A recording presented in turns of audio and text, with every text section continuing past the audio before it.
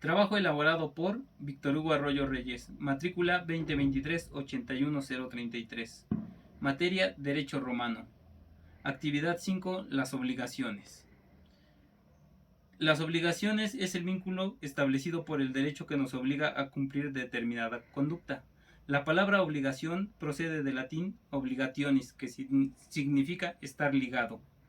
Son aquellos hechos jurídicos a los cuales el derecho romano atribuye la facultad de hacer surgir el vínculo obligacional entre dos o más personas, para que exista una medida procesal y ejercitar una acción. Las fuentes de las obligaciones fueron aumentando de acuerdo al desarrollo económico de la sociedad romana. Para el derecho clásico existen solo dos fuentes de obligaciones: los contratos y los delitos como figuras típicas. Los elementos de las obligaciones. Primero tenemos el sujeto. Es el elemento personal de la obligación. Está constituido por los sujetos de la relación obligatoria. Debe de existir uno o más sujetos activos, llamado acreedor, o acreedores, y uno o más sujetos pasivos, deudores. El sujeto activo o acreedor es el titular del crédito y el pasivo es aquel sobre el que pesa una deuda. Estos dos sujetos pueden ser personas físicas o morales. El vínculo jurídico es el deber jurídico, o sea, la Haftung. Es el vínculo reconocido por el derecho que faculta al acreedor a exigir una conducta del deudor y asegura su cumplimiento con la posibilidad de obtener coactivamente el mismo. El objeto es la prestación. Designa el objeto de la obligación, esto es, el comportamiento positivo o negativo de que el deudor debe observar en favor del acreedor. El objeto de la obligación no es el bien material a que ésta puede referirse, sino a un comportamiento que a su vez eventualmente se refiere a un bien material. La división. El objeto en objeto directo es la conducta que debe realizar el deudor, la cual puede consistir en un dar, hacer o un no hacer, un prestar o un permitir. Como objeto indirecto es el contenido de esta conducta positiva o negativa. Las principales características: debe ser posible. Física y jurídicamente opera el principio que a lo imposible no está obligado nadie. Debe ser lícito. No estar en contra de la ley ni de la moral, de lo contrario es nula. Debe ser determinado o determinable. El objeto debe ser identificado por el deudor, el acreedor o por un tercero. Debe tener un carácter patrimonial. Debe existir posibilidad de ser valorable en dinero y estar constituida en interés del acreedor. La división de las obligaciones. Primero, según los sujetos. Con sujeto determinado, de ordinario, el vínculo obligacional se establece entre dos o más sujetos individualmente determinados.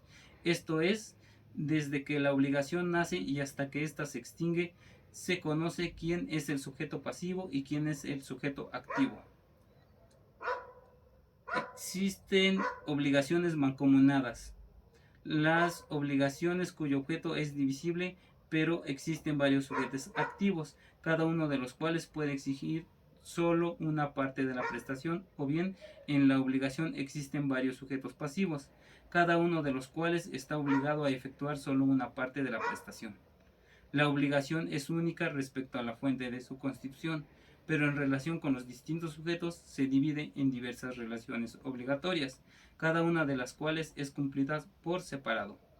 En las obligaciones mancomunadas, cada una de las partes puede exigir su parte.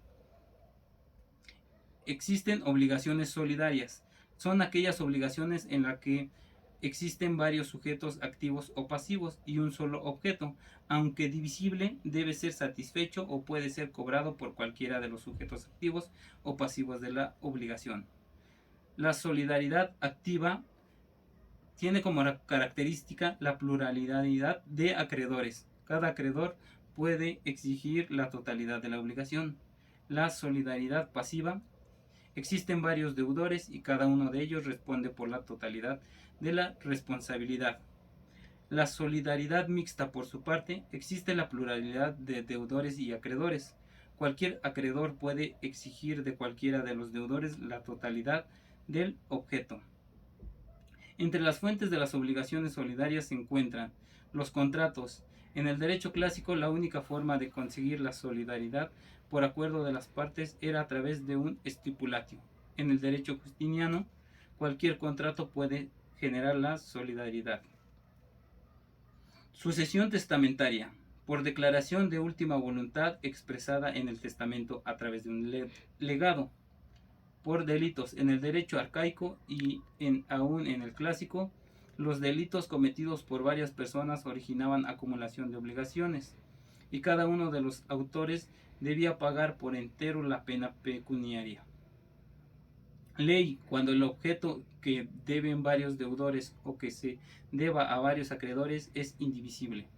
Las obligaciones solidarias se extinguen con el cumplimiento de cualquiera de los sujetos pasivos o cuando se satisface el crédito a cualquiera de los sujetos activos. División. Según el objeto, pueden ser divisibles. Las obligaciones divisibles son aquellas cuyo objeto es susceptible de fraccionarse, es decir, su cumplimiento o ejecución puede hacerse por fracciones, esto es, por partes sin que el mismo sufra menoscabo o alteración en su esencia y valor.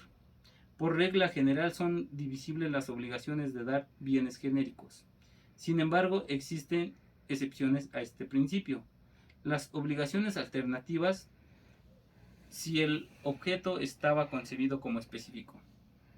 La constitución de una servidumbre predial, ya que ésta no es susceptible de constituirse pro parte. En el caso de obligaciones de hacer una obra, la obligación es indivisible, pero si el servicio que se presta se puede dividir por su número o medida, entonces es divisible. Según el vínculo jurídico, existen obligaciones civiles, tienen su frente en el ius civile, lo que daba origen a una actio civilis. Las acciones que emanaban de las obligaciones civiles eran perpetuas. Honorarias son aquellas que emanan del ius honorarium, por lo que solo son exigibles a través de una actio in factum. Naturales son obligaciones que no crean un derecho procesalmente eficaz, es decir, carecen de acción. Por lo tanto, si el deudor incumple, el acreedor no tiene medida procesal para forzarle a cumplir con lo que se comprometió o a entregar el equivalente monetario del objeto de la obligación.